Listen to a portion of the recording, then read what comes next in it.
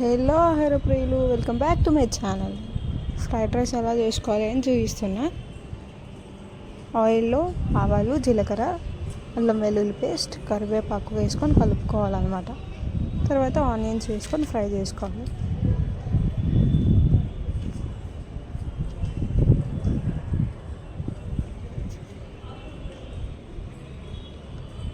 Capsicum ఏ colour ఉన్నా పర్లేదు అన్నమాట, వేసుకొని కలుపుకోవాలి.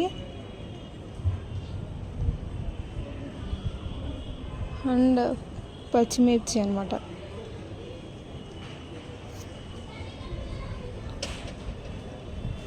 అన్నీ వేసుకొని కలుపుకొని, క్యారెట్ కూడా వేసుకోండి.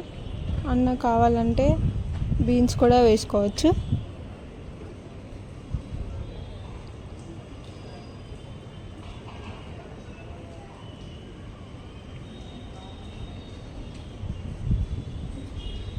వన్ టేబుల్ స్పూన్ ఉప్పు, 1 టేబుల్ స్పూన్ కారం, అలాగే కొద్దిగా గరం మసాలా వేసుకొని కలుపుకోవాలి.